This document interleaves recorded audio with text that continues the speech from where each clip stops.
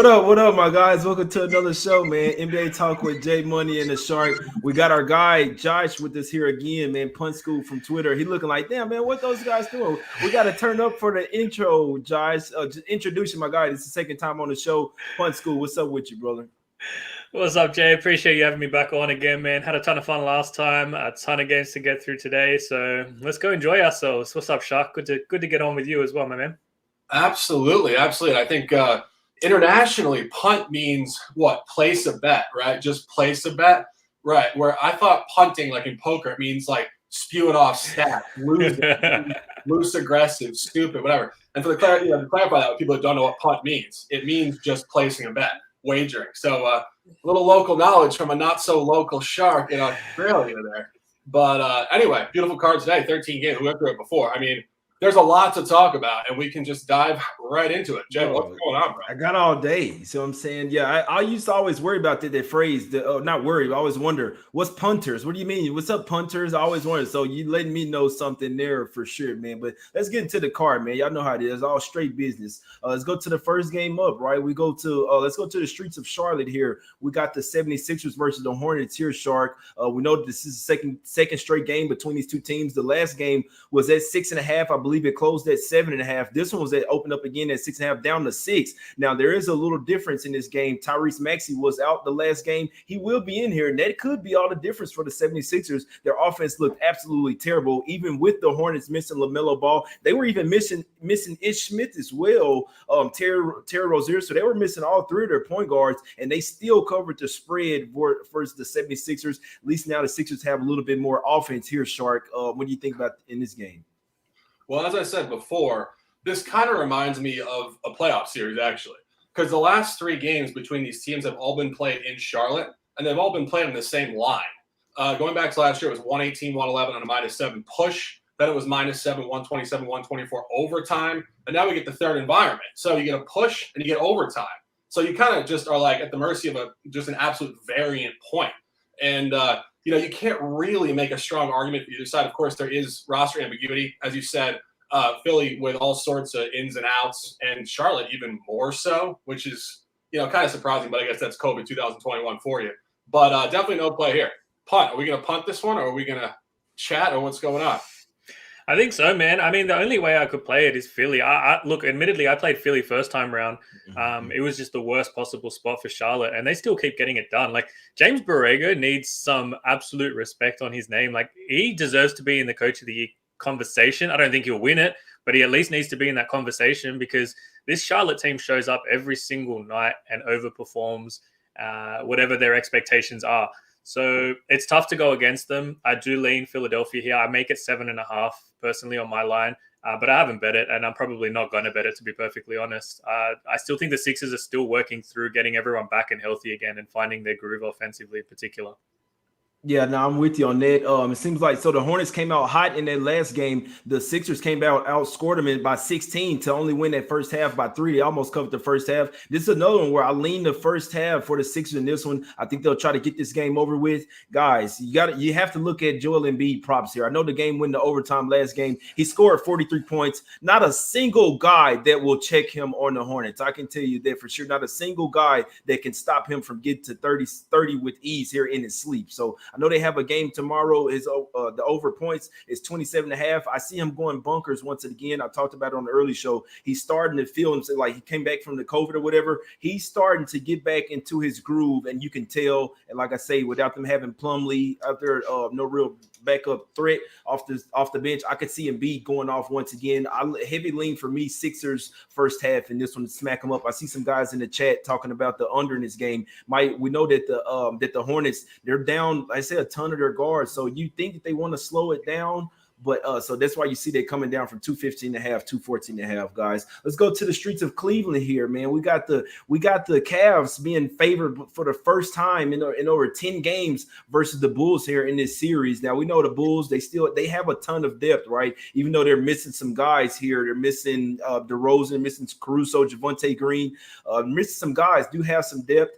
could argue maybe they shouldn't be underdogs here, but been looking the way the Cavs been playing, and you look at the matchups. They got a couple of twin towers here, Shark. It's going to be tough to deal with those down low, especially with Vucevic, who's already not a defensive center. They already don't have a ton of size as it is, not a real power forward out there, Shark.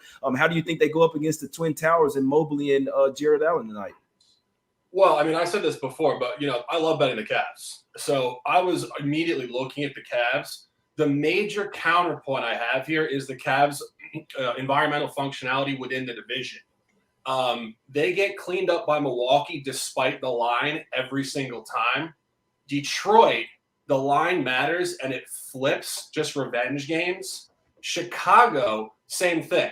It just flips. Revenge, etc. And the line doesn't matter. So this is where I couldn't get behind this line. Obviously, it's strong, but going back to last year, the line didn't matter.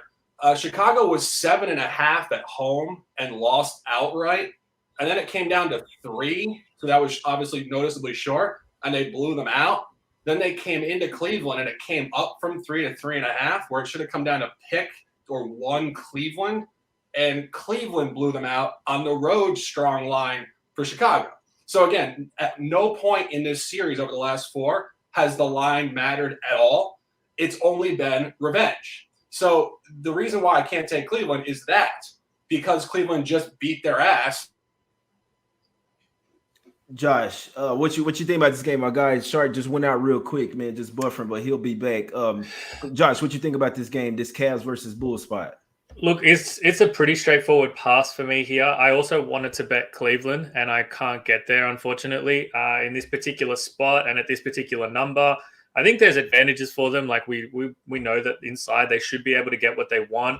Surprisingly, Chicago's rim defense is pretty good, but I think a lot of that had to do when Vucevic was out and having probably a more stable body there in Bradley. And so, I don't trust Vuce in this position whatsoever. I think that the Cavs should be able to get what they want inside. And if they do, it's going to put pressure on Chicago's offense to try and push the tempo a little bit. And I don't think that they're going to have a whole lot of success doing that in this particular matchup, to be perfectly honest. The Cavs' transition defense is pretty stellar. They give up a decent amount in terms of frequency, but their efficiency in stopping transition points is quite good.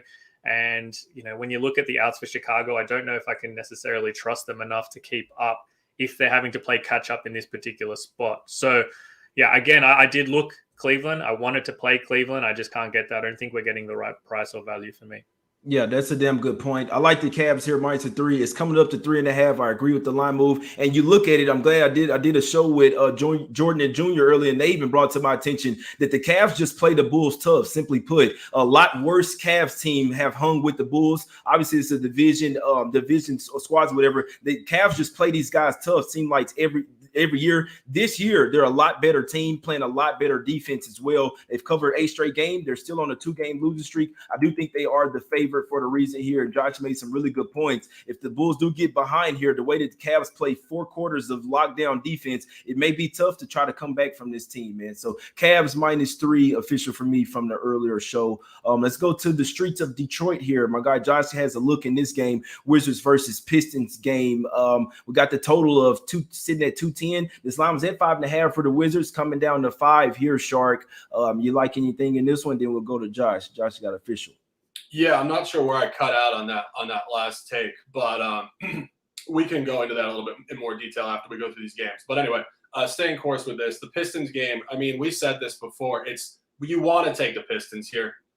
You want to. L9 showing signs of being very solid ATS at home versus divisional opponents out of Division East and West. The only issue I have here is the line. I was just trying to say before I got cut off, the line has not mattered in the Chicago-Cleveland sequence of games. It has mattered between Washington and Detroit. They did play each other 3 times last year, and it flip-flopped. Just cover Detroit, cover Washington, back and forth. And you do get a revenge game here for Detroit. They got plowed 121 to 100 prior. But the issue here is the line has mattered, and this is coming up towards Washington for the first time in the last 4, the polar opposite of what's happening in the Cleveland game. So it's what we always talk about. There's a counter narrative and there's a counter number. The number is on Washington here, but the narrative is all over Detroit to revenge them and really to catch Washington in what we've described over the past week of a free fall, because Washington should be in a free fall. They were way too hot, and they're way too hot against their points per game differential. You shouldn't be 6 games over 500 with a negative point per game differential. It's just pure math. And they have lost the last 3. We had 2 of those correctly as fades when people still were holding on to the past too much. And we always say you want to be ahead of the movement, not see and then underreact and then be behind the next movement to the other average. So ultimately, the number is on Washington, but every other point for me is on Detroit here. Yeah, Josh, what you think about this one? Should the Wizards be laying 5.5 points? Look, in short, no. I'm on Detroit. I took Detroit 5.5. I'm not surprised it's gone to 5 here. I'm fading the Wizards. That's certainly part of it. Basically, everything Shark said, like, you've got to be ahead of things like this. We saw it coming. It's not surprising in any way, shape, or form.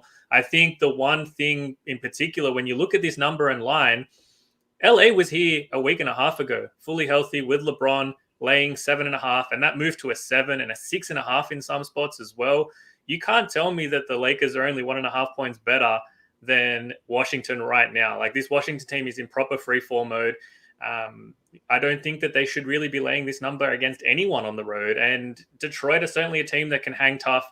You look at the last 2 weeks, the metrics for these two sides, both offensively and defensively, almost identical. I trust Detroit's defense to be able to match up as well against Washington. The Wizards, not a great shooting team, 3-point shooting team, don't space the floor particularly well, like to try and get to the rim, and that's basically where they're most efficient. Detroit defends the rim at an above average level in the NBA.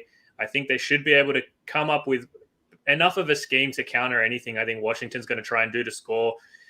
It ultimately comes down to, do you trust the Pistons, to score the basketball enough? And, Washington's defense also above average. I think they're feisty enough at home. I just cannot get to this number at all. If anything, I'm probably sitting at about a 2.5, 3. So I still show value at a 5, and that's the side I'd probably recommend people jump on. Yeah, that's a damn good point. It's a damn good point. I'd be looking towards some Cade Cunningham props in this one, my guys. Either points, rebounds, assists. Cade Cunningham is really starting to assert himself for the Pistons right now. And to be honest with you, he's really taking over the helms already. I know he's the number 1 pick, but he's really starting to take he's to be the best player on the team. Obviously, Jeremy Grant is starting to even defer to Cade Cunningham. So his usage rate is really going up high. He's starting to get his feet wet. He's got some starts off the injury, whatever. Cade Cunningham is really starting to come into himself. Guys, just watch this game. You'll see he'll have the ball in his hands a lot. So I'd be looking at some Cade Cunningham props, and he'll have to do well if the Pistons will need to keep this game close as well. Josh, you mentioned it. The offense isn't great. They do have a collection of like average type of NBA players that I think that this team could be actually pretty not pretty good, but like in a few years they're a couple pieces away because they play hard every night. They don't have too bad of a coach at that. It's just not a ton of offensive punch, especially off the bench. So obviously the Wizards much better offensive team, but they're, in my opinion, the Wizards are in somewhat of a tailspin right now. I'm not laying points with them, especially on the road. Last game of a 4-game of a road trip as well. It's just not. I don't know what to say about this Wizards team. It really started to go back to their average here. Sorry, yeah. I want to go. You had some more on this word. I want to go to the streets of Indiana. Just one more point. We do have time here, right? We have. Yeah, no, I'm not in no rush. Okay, yeah. Just one more point, actually. If you look at Washington's schedule, this would be a trap game, even though they're on the back end of this losing streak. Theoretically, people like to buy losing streaks a little too much sometimes where the cluster can't continue. After tonight, they play 5 straight games against the West. And they've been good against the West this year. A couple outright wins, I think definitely above 50% cover percentage. So again, as much as an L3 could stick in this buy low environment for the average person for a supposedly good team, this is still a trap game at the back end of a trip before this cluster against contenders in the other conference. So I think that's another point. And one more point, because there's just so many great points to take in Detroit here. If you really go back in the schedule, they did beat Indiana for their last win, and that was on a Wednesday night. It was on a very similar line figure, 5, 6.5. And it was also home game 2 off of a blowout loss to the West prior. That is precisely where they are on the calendar tonight.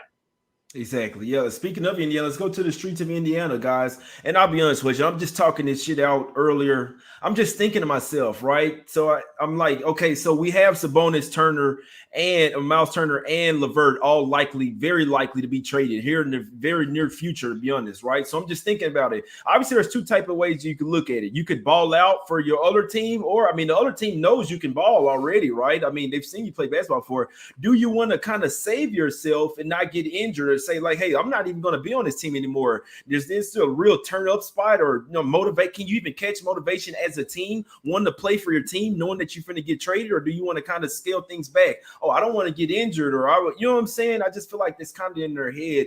I just feel like we could be not missing out on something because obviously the game has to be played, but I just feel like we may see this game afterwards and like, man, that Knicks +5 was easy. You know what I'm saying? Or like that may be one of the easiest plays on the board type shit. So I guess I'm just thinking in my own head, but I think it's different. What I'm saying is Knicks are nothing for me here. Josh, I'm gonna go to you here first here.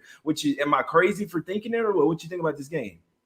100%, man. It's Knicks or pass. I liked them at the opener, like 3.5, 4, and now it's getting up to 5. And now I'm just going to sit back and wait and see what happens exactly, because I don't think you're going to lose any value if that's the side you want to play. There's no way I think you can get involved in Indiana right now.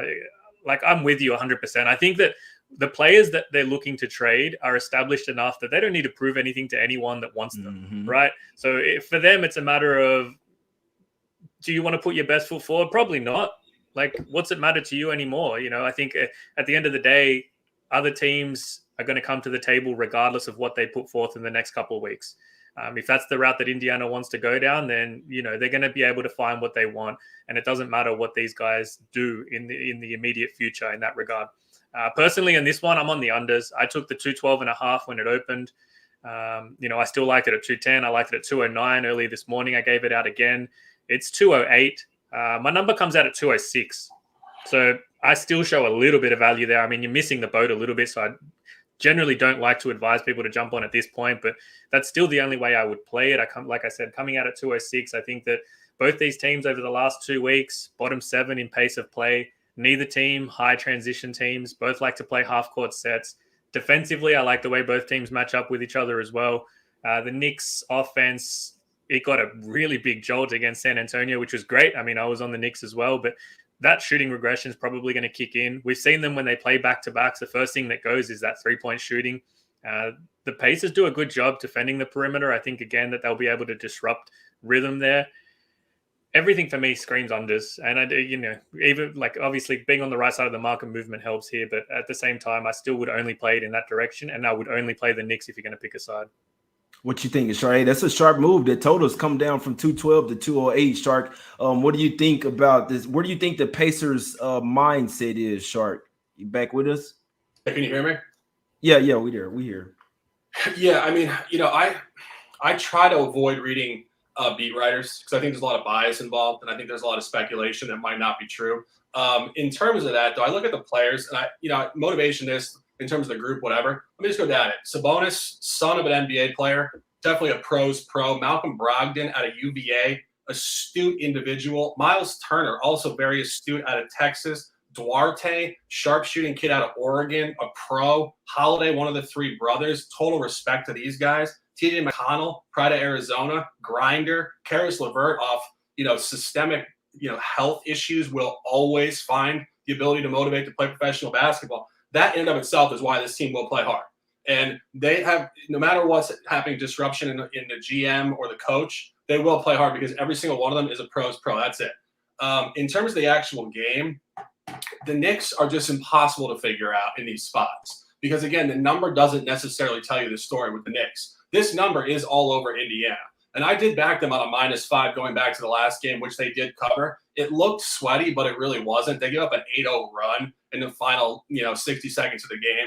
So they should have covered, fairly easily, whatever it got there anyway. I think you're in a similar environment here. I think it's a sharp line. And I do think there is some merit to Indiana because I do think, again, they should come up from this 10-16 clip with a positive point per game differential. And you do get a revenge game, 92-84 in Madison Square Garden. Just a cliff dive fourth quarter, 10 points scored. The Knicks found some 1994 defense in the Garden on that particular day. And that would be a counter narrative. If I'm not playing it, I wouldn't disagree with the Knicks being able to turn up here. But again, I don't think that Indiana is just like this useless group of individuals. Now, this is one thing I can say, guys. They're basically, I understand net, Shark, with the net rate and all that. They're 10-16. They're coming out saying that they're about to go on a full-on rebuild. That tells me that you're not trying to make the playoffs. That also tells me you don't necessarily care about wins. So it is good the fact that they're not resting their guys, Josh, because usually when we see guys on the trade block, they're getting rested or they're making up injuries. So I'm saying, so that's a good point for Indiana, revenge game, all that. But when you come out and saying we're finna do a full-on rebuild, we're finna trade our best 3 players, only reason why Brogdon's not getting traded because he just signed an extension. So that is something, guys. I can't say, I mean, people, you could do whatever you want, but I do think you should follow some of the beat writers. You could get some inside info. It doesn't say that you only do your capping based off that, but there are things, some nuggets that you can find. And saying that you're going to do a full-on rebuild, that matters, my guy, especially for mindset for the whole organization, not just the players or coaches, my guys. Let's get to the next game here. Let's go to the streets of Miami, guys. We got the Heat versus the Bucks. Bucks coming in off their first, the Heat coming off their first home practice of the season. It actually could be good for them. Now, we know that these teams just played. The Bucks smacked them up without Giannis. He should be in this game, right? So this line's coming down from 6.5 to 6 here, Shark. What do you think? Another Bucks smack city spot? They have yet to lose a game with Giannis, Middleton, and Holiday all on the floor at the same time. Yeah, this is tough. You get the revenge game for Miami. You also get Sirac on ice potentially. The Bucks going in there, a lot of the players out. Of course, Jimmy Butler, Bam Adebayo not in the lineup. We always talk about this. It's hard to motivate. You just beat them by 22 points. You come in here, second game removed. Revenge game still matters. It's peak motivation. Miami's been lackluster. They were horrendous against Memphis. They've been horrendous for a period of time. Jay, we talked about this before. Of course, they finally had a home practice. I wonder how that's going to affect their ability to flow on the court. Again, it's a total merge point. Lines on Milwaukee, motivations on Miami. But again, maybe motivations on Milwaukee. They lost by 35 points here going back a month. Talk about just a dispersion of chaos trying to cap this game. Pun, you got anything here? I haven't got involved yet, but I'm 100% with you. I think we get a full-blown blowout from Milwaukee, to be perfectly blunt. That's the way I'm leaning. That's the way I'm probably going to get involved in this game. I've been looking at the line basically since it opened, and it's interesting to see it drop. I'm not being deterred by that market movement in the slightest, though. The outs for Miami is just too big for them to overcome, and I think it makes that offense a little bit too one-dimensional. And when you're one-dimensional against the Bucks, it's not a good recipe. They're a team that can zone in on any one particular aspect, and in this particular aspect, it's going to be that perimeter shooting. And the flip side is, I don't think that Miami necessarily has the pieces to slow down a fully healthy Milwaukee team right now. Obviously, both teams fully healthy, come playoffs, different proposition altogether. But as of right now, I don't think that this Heat team has the pieces to keep up with the Bucks. Like you guys said, the Giannis, Drew, Chris Middleton Bucks, they've been a different beast this season when they're healthy and they're on the court together. And I think we're going to get the best of them again in this situation here, but to be perfectly honest. So I can see a double-digit win and a wire-to-wire win for the Bucks. I'm probably going to get involved with them. I'm just sitting and waiting and watching that line at the moment. Yeah, guys, I'm not on the Heat, and I'm staying far away from the Heat. They're without, obviously, Bam for a while. They're going to have to get used to that. They're playing without Jimmy Butler as well, and it has to seem to affect them. I'll tell you this, even though they didn't cover the last game in Milwaukee, they were on the road. There was the second game of a back-to-back as well. And another thing that I really noticed, I watched basketball, guys, and it actually matters. P.J. Tucker was not guarding Chris Middleton in that game, and that told me something. That told me that the Heat weren't taking that game, simply put. I know P.J. Tucker had just got his ring in Milwaukee. I know him. He's still pissed at the Bucks. The fact that he wasn't on one of the best offensive players for the Bucks in that game really let me know that they just didn't come to play. PJ Tucker was very lackluster in that game. The PJ Tucker I know is saying, you know what? I'm finna go get on Middleton. I'm finna get on Giannis, and I'm absolutely shutting down one of these motherfuckers. I don't care who we're missing. So this Heat is a hard-nosed team, guys. I keep saying it. Obviously, they just come off their first practice. I'm not betting them. I wouldn't be a bit surprised to see a spirited effort tonight, but me personally, I do need to see it first. But without Jimmy, without Bam, I still think they have the pieces that could possibly keep this game close. And you see this, all the money on the Bucks, and it's coming down to 6 as well. So that maybe that practice is what they needed. If PJ Tucker take this game serious and take one of those big three out, it could be a close game, guys. But they definitely have to do it with defense. I lean to the under here. That's what I lean in this one, Shark. Did you have something else before we get to the next one? Not on this one. Nope. Not on Okay, this Machi. Thunder versus Raptors. Absolutely nothing from me in this. I did see that Precious Achiuwa was out, so nothing like you. They're already without Burke. You might want to look at some Scotty Barnes points and rebounds in that one. He should definitely get more usage tonight, more opportunities for rebounds. So no center at all, pretty much for the Raptors. What are they doing? Siakam? What are we doing here, Shark? No, it's a tough game to cap. Honestly, on a 13-game card, I don't go into detail on all of them. And this one and the Sacramento one, just really stock numbers around 7. Tough opponents to cap out of conference. It's just brutal stuff. I didn't really look into detail here. Punt, my God, Josh, you like anything? I am on a Oklahoma City team total under 101.5. You can still get 100.5. I think is still available most places. I would recommend still jumping on that. I show value on that too. My number comes out, or my model sort of shows them scoring 92 in this one.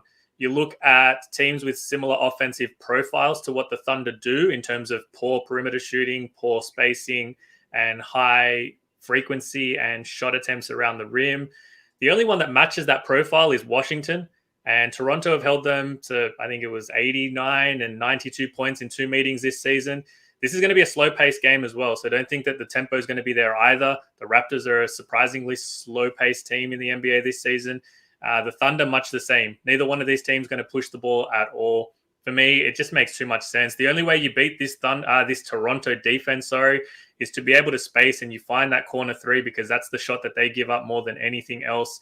The Thunder don't do that. They don't have the ability to do it. They don't have the 3-point shooting to do it. So everything for me points towards an under overall, but I just prefer that Thunder team total under. I still think there's value even at flat 100, I think is probably where it's at in most places. Exactly. I got you. Guess what? You can't spell thunder without the under. This is not a great offense, and the Raptors can play some defense as well. They're not a great offense as well. I could see this full game going under. I could see Thunder going under as well. And also you see the total coming down from 208.5 to 206. Obviously, neither team really has centers out there, so no real paint presence for either squad. To be honest with you, they could be worrisome, but I'm with you. The Thunder, they could not get past 90 in this game. It's going to be a 90-some game for sure, man. Let's go to the streets of Memphis over here, man. I thought I was going to get some barbecue, but I said, no, I ain't getting no barbecue today. I'm not eating fish.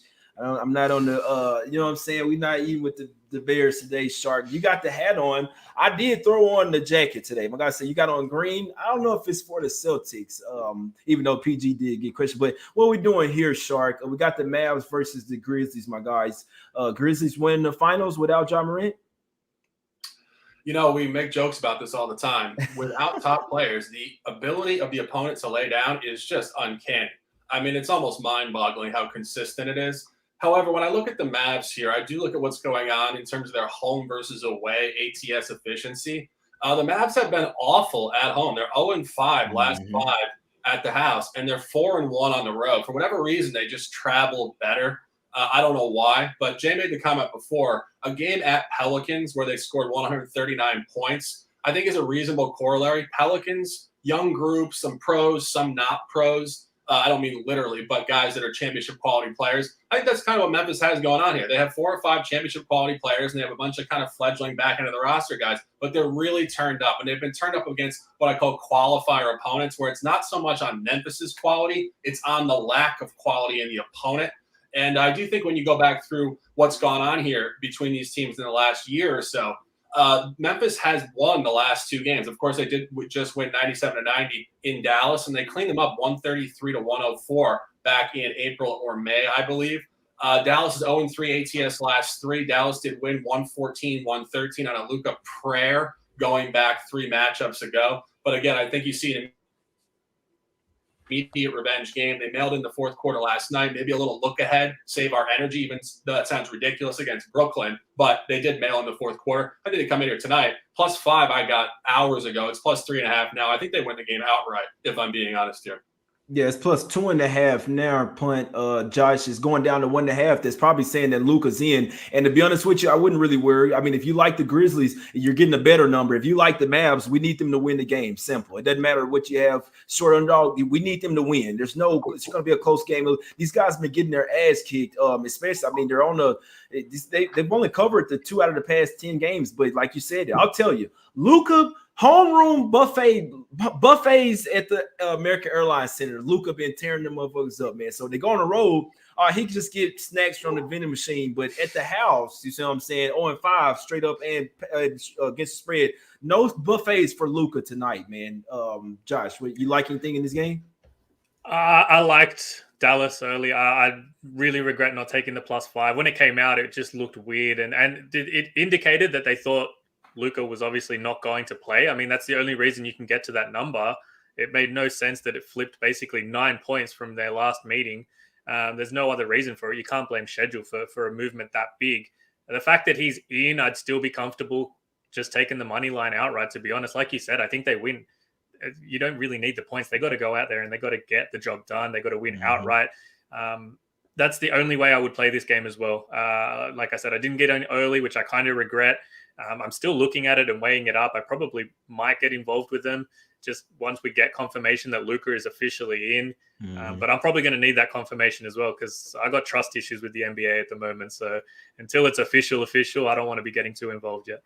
Yeah, I still don't see him officially in, guys, but it's literally going down from it was at 2.5, it was at 3s, right? It was still at 3s. It was at 4s on the early show, 3s, then 2.5s, then now the 1.5s are starting to pop up. No official news on Luka, but in my opinion, if you're trying to win, you're trying to make the fucking playoffs, or at least trying to get some type of home court advantage, or do something with your life. You got to come in here and win this game, especially after pissing out the game last night, up 18 points. We know the Grizzlies been high, and they just beat you as well. So look at this. The Grizzlies only won by 7. It was no Luka and no Porzingis out there, man. So me and Josh hopped on the under in that game.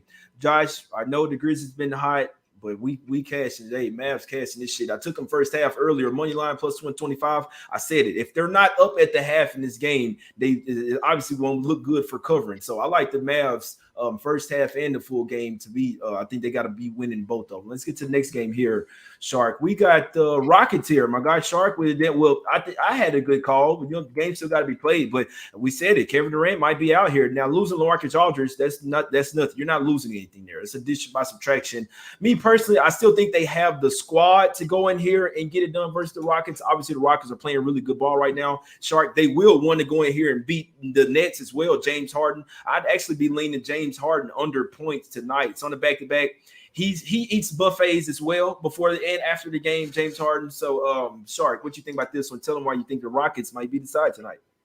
Yeah, I mean, I booked this earlier at +6. I wasn't necessarily capping it against Kevin Durant playing or not, but I just was looking at the line, even the opening line at 6. Last year, they were 10 on the road and blew them out in what was really just a James Harden revenge type of game. He played really well. They just played a great game. They scored over 130 points. Houston at that point was really lackluster, whatever. Then they came home and they won 120-108 and non-cover on a 12.5. That was obviously a half point short from the standard 3, 10-13. It told a good story, which is when you can start trusting the line functionality. Now this plummeting down to 6.5 is really telling you a tight game is probably about to go down. You see what Houston's doing.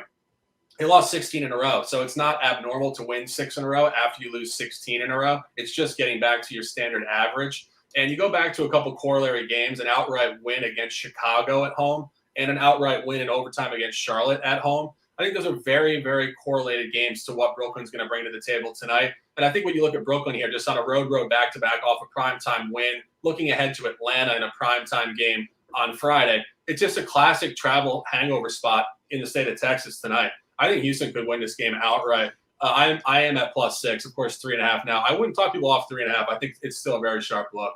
Yeah, James Harden told me he's going to Magic City. He's going to hit the strip club right after this too. He got the strippers 100 tickets to the game. So hey, I'm just saying they say he's going to throw some money in the strip club. Josh, like anything in this game? It's Rockets or pass for me as well, man. I'm much the same. I think this is obviously a classic letdown spot for Brooklyn. You take away Kevin Durant from what's already missing from that team. And, Kyrie Irving, obviously, whatever. We don't really account for him being in this season. But Joe Harris was a big one and probably bigger than what I anticipated when he first went down, just given how much spacing he really gives that team. You now take out Kevin Durant again, and the team just becomes really one-dimensional around Harden. Obviously, he can do it, and against the Rockets, he can definitely do it. The Rockets playing some good basketball at the moment for sure, but look, that's still the only way I can play this game is Houston right now. The early money obviously was the correct way to play it. I think everyone kind of had the inkling that KD would sit. Nash's comments after the game were pretty, I think, indicative of that happening, just given that prior to last night, he had always played down the fact that there was a possibility of either of the stars sitting. The fact that he entertained the idea yesterday sort of indicated that he was willing to do so here. And it did have to come eventually. I mean, Durant's just playing some ridiculous minutes this season. You cannot keep up that level of output throughout an entire NBA season. It's just not possible in this day and age. Rockets or pass, unders or pass as well for me. I come out at about 217 on this total. I don't like to be on an unders, just given that both these teams at the moment playing some pretty up-tempo stuff, high-paced basketball. I think that they will get to the spots that they want to get to, but the flip side of that is I just don't think that the players out on the floor are going to be efficient enough to get this one over that number. Yeah, no, I got you. I lean the under here as well, especially without KD, their best offensive player by far. You look at the Nets, they're actually a lot better defensive team. They're more of a defensive squad, and their offense has been struggling. I think that under is actually a damn good look, Josh, to be honest with you. We collabed on the under in last game, bro. I think without KD here, I think that under is lock city, to be honest with you, because if the Rockets going to come in here with a representative effort, it's going to be on defense. You know what I'm saying? Right. They're not going to just turn to the Warriors. Obviously, they can hit some threes, but that means they will turn up defensively here. If you like the Rockets, you got to like the under in this one, man. Let's go to the streets of Minnesota here. My guy Shark, he ain't in the game right now, man. Shark, let's gonna throw it to my guy Shark, man. Get him in here. We got the Jazz versus the Timberwolves. Shark, you like anything in this one? Well, this is tough. I mean, we talk about this all the time. The Timberwolves without D'Angelo Russell are basically a completely different franchise. They've lost, I believe, every single game he hasn't played, and they've lost them all with relative authority. So we wanted to take Minnesota here. Minnesota last year really handled Utah, 3-0 ATS and 3-0, straight up, which is outrageous given how good Utah was in the regular season last year to win in Utah and come home in the revenge environments and continue to beat this team. And again, I think we talked about it before. I think it's purely psychological. I think it's Karl-Anthony Towns. I think it's Russell. These guys in the same generation as a guy like Donovan Mitchell. They turn up against certain guys. They look them in the face. They went to college in the same generation. They're like, I'm going to beat this guy's ass straight up. But again, tonight without Russell, they've just proven to be really fairly awful. So as much as I want to take Timberwolves, I can't do it. There's no way around that. It's another one, Josh. Tell me you like the under here, bro. We got to catch. I got to get on one of these unders with my guy. I know my guy Jordan Sharp earlier liked this one. He's a real total guru. What are we doing? Talk me off the under here, Josh, please. I can't talk you off it. I'm going to talk you into it. If anything, the under's the right side here. It's as simple as that. And I like that Sharky mentioned the D'Angelo Russell drop-off for Minnesota because it's big and it's real. And I think the problem for Minnesota this season, when they're competitive and when they're when they're healthy, they're competitive. As soon as you take out one of those starters, be it D'Angelo Russell, Karl-Anthony Towns, it doesn't really matter which one, Anthony Edwards as well. The drop-off to replacement player is significant, and they don't have the talent behind them to be able to pick up the slack and carry it. So this is going to be another one of those cases where their offense really struggles to get going against an elite defense. I mean, that's exactly what Utah is. Maybe Utah looks ahead a little bit to tomorrow. I don't think so. I think they're pretty dialed in at the moment. They haven't started the season in the manner in which I think they wanted to. The fact that Quinn Snyder's called them out on both ends of the floor in the past fortnight as well kind of indicates that he expects a better level from them, both with the basketball and without the basketball. So I think that this is absolutely the prime place to play the unders. 217.5 comes out too high for me. I'm sitting at 213 at this number. Even with Utah being efficient offensively, the tempo probably not going to be there. The pace not going to be there. But like I said, the big point I think for Minnesota is the drop-off when you take D'Angelo Russell out of that lineup. And Utah's basically going to be able to shut them down pretty comfortably, I think. Yeah, that's a huge drop. When you talk about going from D'Angelo Russell to Patrick Beverley, that's one of the biggest drop-offs you can have as far as just offense and ball distribution when it comes to that. So, and you get Russell and D'Angelo Russell is their worst defender on the whole team as well. So you get addition by the subtraction on the offense. I mean, on the defense and on the offense, you take a huge hit. Russell is a huge part of their offense there. I like the under in that one with you, my guy. We got the Nuggets versus the Pelicans here, man. Shark, I'll let you take us into this one. Nuggets laying 2 in New Orleans. Real tough. Counterpoints on both sides. you look at what Denver's doing on this road trip, they are flip-flopping wins and losses. So they did just lose the last one. And they lost it in the exact same fashion. They lost the previous one to Orlando. Good first half, second half melt. So theoretically, you would think they're going to come in here and turn it up. And as a cross-referencing point when we talk about the Mavericks, similar short line with the Mavs coming in here in an absolute blowout, that could absolutely happen here. Denver could come in here and score 135 points and slaughter them. However, the Pelicans are so undervalued on the campaign, and they find themselves in these home environments where recently they've shown signs. An outright win against the Grizzlies, outright win against the Clippers. The Nuggets fall right into that camp.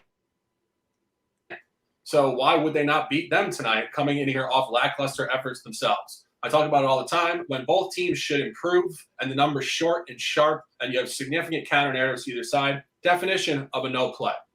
What you think about this one, Josh? I lean Pelicans. I'm not going to be playing it. That's probably the side I would go with, though.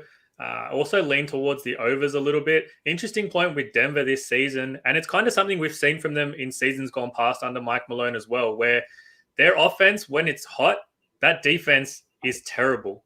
To start the season, when the defense was terrific, that offense was horrific. So they can't seem to find the balance. It seems like in order for one to excel, they have to give something up at the other end of the floor.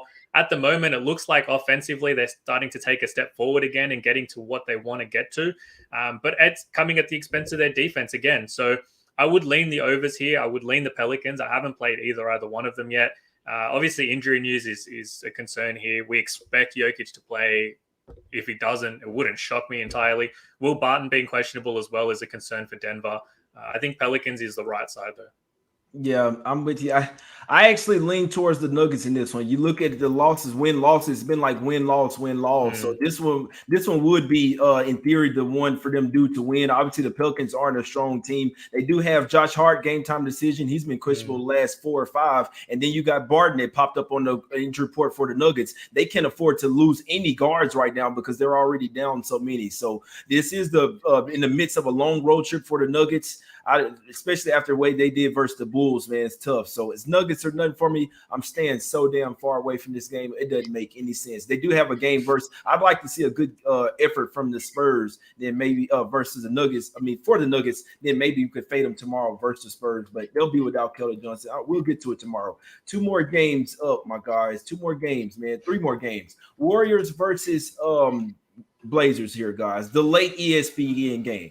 The fish special of the day. I'll tell you this right now, just the inside info. Steph Curry will be going for the record tonight. He will need 16 threes. It's very unlikely he'll get there, but if you're telling me that they'll have the over and under threes prop at 5.5 minus 130, I'll take that all fucking day. Simply put, the over 6.5 is at plus 115, plus 110, whatever books. I can tell you this, he's going for it. So, and that's another thing, Sharp. This inside info tells me that Curry will get the shots tonight. They'll probably just be trying to get him the record. Simple, not necessarily trying to win a game. Definitely not cover. He wants to break the record at the house. They go on the road trip for 5 straight games after this. Well, he'll likely break it on the road, but he's going to do everything in his power to break the 3-point record tonight. He needs 16. Shark. The over and under for made threes is 5.5 minus 130. I took that prop, Shark. What do you think about this game? 14.5. Yeah, I mean, capping this game is tough. Obviously, Portland right now in shambles and without Damian Lillard. Comically, I think he'd have a higher percentage chance to hit this if Lillard was playing. Historically, he loves to play against these big shooting guys in the West. That being said, I can't really comment on whether he's going to get 16 threes tonight or not. But 14.5 seems like just a well-averaged number. Unfortunately, Portland, again, without Lillard and just this roster ambiguity and this inability to play on the road. But again, we might get a big effort here just because it's the Warriors. It's a national game. This is not some of the travel points that they've really laid down that were highly uninspiring so far. Nothing really official on this. And I see some guys in the chat, we give you takes. We don't bet every game. We would be absolute degenerate idiots to bet every game in the NBA. So we're giving you takes, but we're not putting money on a lot of these games because we want to sustain growth long term. It's very important. You can't just throw flyers on games just because there's an angle on one side or the other. Punt, you got anything on this one? Nah, absolutely not. This is such a hard game to cap, like you said. And when it comes to a team like Portland and teams in general, when they're missing so many players, how do you really know what the team identity is and what they're going to actually come forth with? I mean, do you have faith in the replacement players? Do you think that they're going to execute the same style of play? Like, you don't really have a reference point or a data point for these teams. So it's generally just a reason to stay away from it altogether. There's a chance the Warriors are looking ahead as well. Like you said, they're going out on the road. They've got a primetime game with the Sixers on deck. I don't think they care too much about this game. I think, there's every chance that they do try and give Steph the chance to break the record, and they literally give him the green light to take. He could take 20-something threes tonight. Like, we've seen him take 20 in a game before. There's no reason why he doesn't take 25, 30 tonight. It wouldn't be out of the equation, especially if he starts making a few early. So look, from a line and total perspective, it's a near impossible game to properly zone in on. But if you want props, you just attack Steph Curry props in every possible way, because realistically, they're going to try and do everything in their power to get him over the line, I think, tonight. Yeah, I like Curry points over. I did take the 3-point prop over 5.5 at -130. Like I say, I wouldn't argue out of over 6.5 at plus money, to be honest with you. I think that's the better value. I just went with what my book was giving me, but I do like the over 6.5. I think I don't see him, guys. I just wanted to come over here and talk about it. I don't see him getting 16 threes.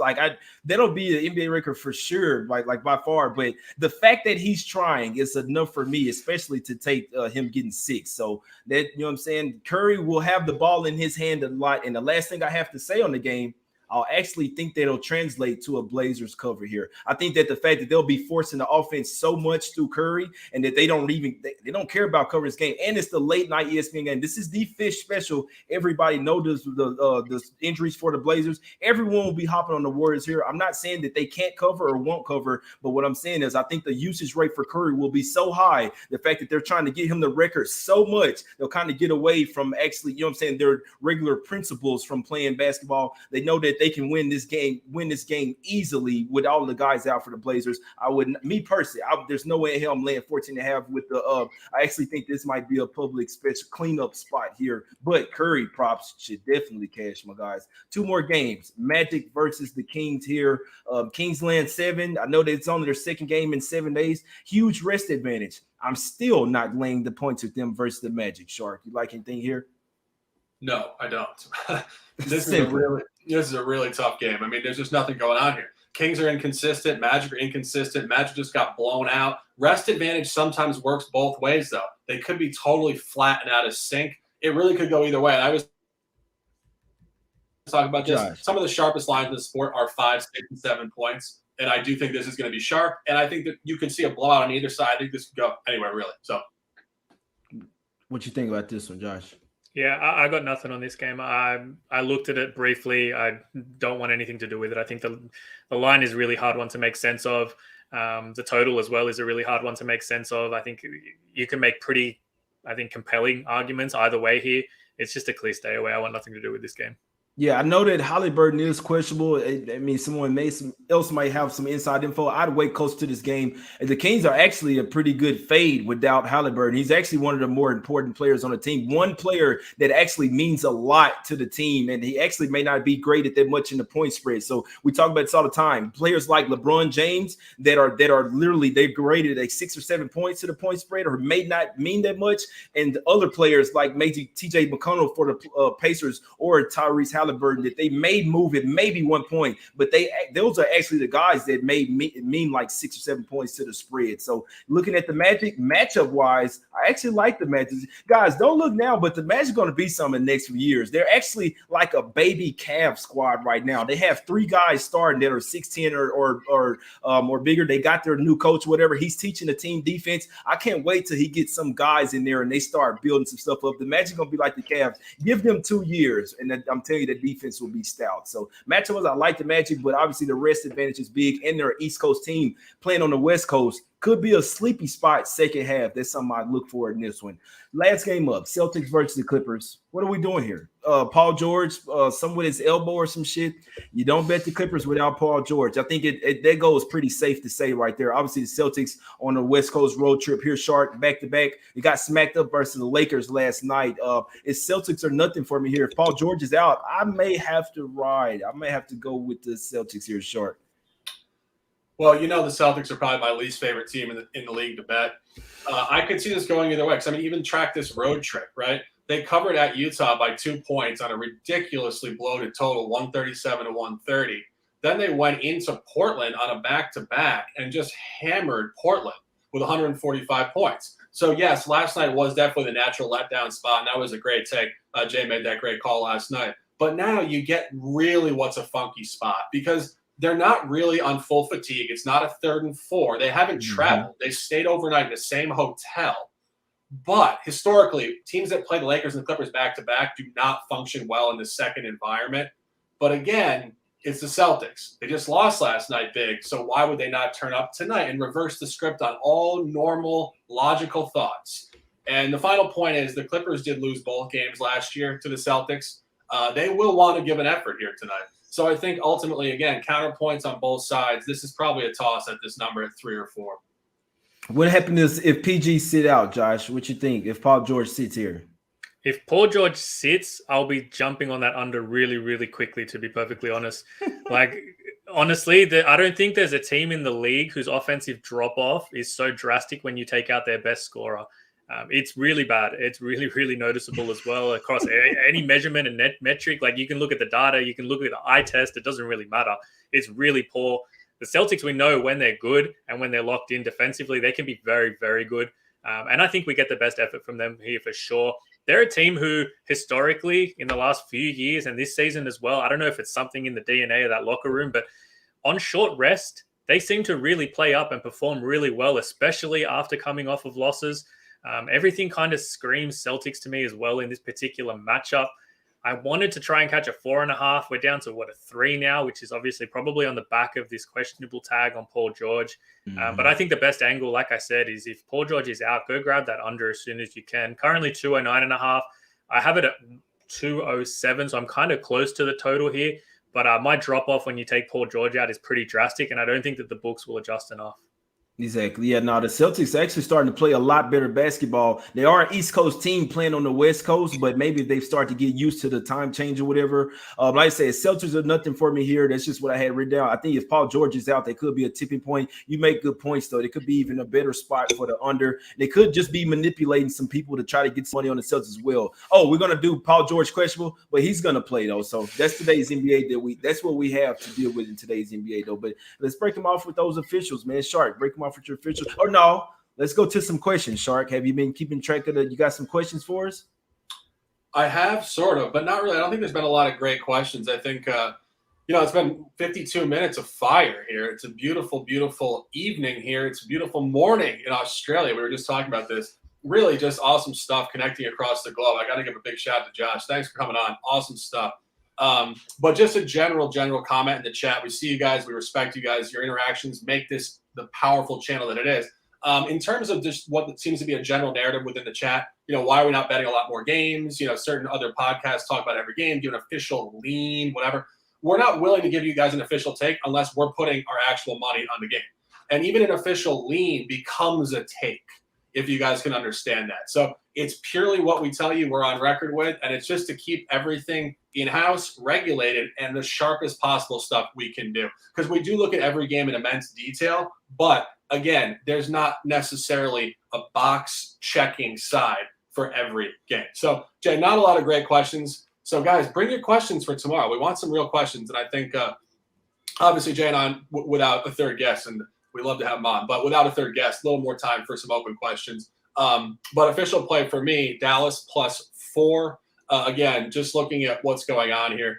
Dallas is 0-3 ATS last 3 against Memphis. They're 4-1 ATS last 5 on the road. They're 0-5 last 5 ATS at home. What does that say? They don't play at home. They're due to come up against Memphis, and they're good on the road. And one final point, Memphis is 5-0 ATS without John Morant, mostly against teams that are qualifier teams, more so on the opponent than on Memphis' sustainable quality here. And also I'm on Houston +6, obviously booked that around 12:30 p.m.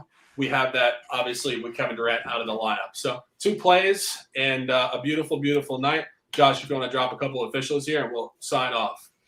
Yeah, for sure, man. Detroit, the +5.5, +5, I think is the consensus across the board. I'm completely okay with that. I think they're a live dog here. I'm on the under in Indiana, New York. I'm not going to give that out. It's down to 208 now. I think it's moved too much. Wouldn't recommend it. Oklahoma City team total under, though. That one I am on. And I'm actually currently in the process of clicking through and jumping on. Jay, are we doing this? We're going to get on that Minnesota, Utah under 217.5. I think so, bro. I think I'm gonna ride with you. I am gonna take some bets, some totals today. It won't be anything official, but I'm definitely gonna ride with you. I think on a couple of unders, my guys. Which one? I know that Utah and what's it called, but we were talking about the Nets and Rockets. I kind of like both of those unders, right? You on both of those official? I haven't got on the Nets Rockets officially yet either. I'm going to dive into that one basically as soon as we jump off the chat. I do show a pretty significant edge there. I think to definitely take it. If anyone wants to know, I'll post it up on the Twitter and Discord. So just hit me up if you have questions after the show. But I'll probably be on that. I'm definitely jumping on Minnesota, Utah right now, though. Got you, my guys. Got you. I see some questions in the chat. Some people are asking if we like the under in that 76ers versus Hornets. I'd like to lean to the under in that one. People are asking for do we have any official looks on the early games. I like the Cavs minus the 3, man. I heavy lean to Knicks plus the 5 for me and the under as well. Josh has the under in that game. He also has the Pistons plus the 5 in that one. For me, man, I like the Mavs. I like the Mavs first half full game, and I also like I also took the Steph Curry prop over 5.5 threes at minus 130. I also do like the minus 6.5. Really, my guy Simba likes it at 8 over 8 threes, and I like it. I think Steph Curry he may have 9 or 10 threes. He's gonna try for the 16. I wouldn't be surprised if he did. I just think it's a tad unrealistic. So Cavs and Mavs for me, and Steph Curry over 5.5 threes minus 130. That's it for me, man. We'll be back tomorrow for sure. I appreciate my guy Josh for doing the show. Hey, it's early in the day for him, man. He's gonna have his whole day. It's night over here for us, but appreciate you, man. Go and follow him on Twitter at punt_school. Follow my guy Shark as well at Sharks and Sports. Follow me as well at J1's Money. Guys, please hit the like button, subscribe. Doing 2 shows a day, trying to help you guys get some cash totals. First quarter, first halves, all that, man. Props. We're just trying to help you guys get some cash. At least hit the like button, subscribe, hit the retweet as well, man. We appreciate y'all for tuning in, and we out, my guys.